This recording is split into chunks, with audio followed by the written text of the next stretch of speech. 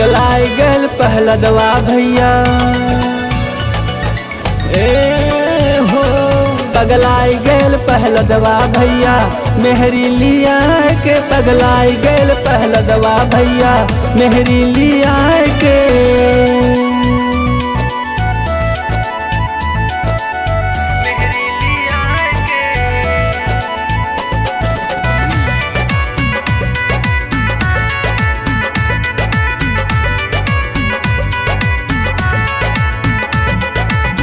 कैसे बताई और कैसे समझाई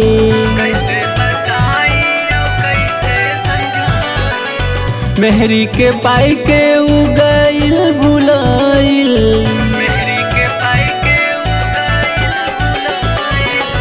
कैसे बताई और कैसे समझाई मेहरी के पाई के उगइले भुलाई पगलाई गल पहला दवा भैया पगलाई गल पहला दवा भैया मेहरी लिया के पगलाई गल पहला दवा भैया मेहरी लिया के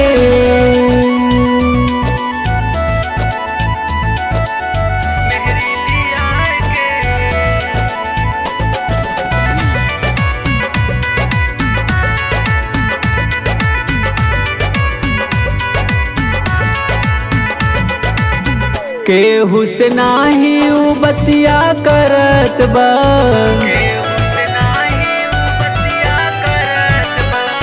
सबही से ज्यादा उ मेहरी का सुनत बा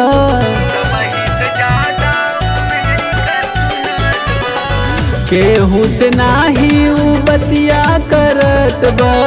सबही से ज्यादा उ मेहरी का सुनत बा पगलाई गल पहला दवा भैया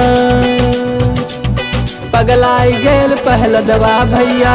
मेहरी लिया के पगलाई गल पहला दवा भैया मेहरी लिया के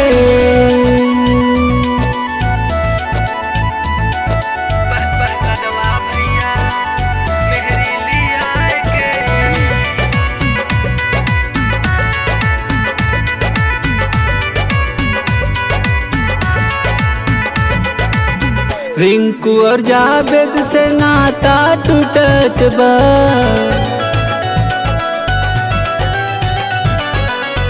राजू के लिखल नागे से गावत बा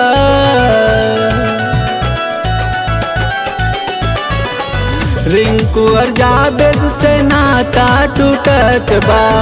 राजू के लिखल नागे से गवत बा पगलाई गल पहला दवा भैया पगलाई गल पहला दवा भैया मेहरी लिया के पगलाई गल पहला दवा भैया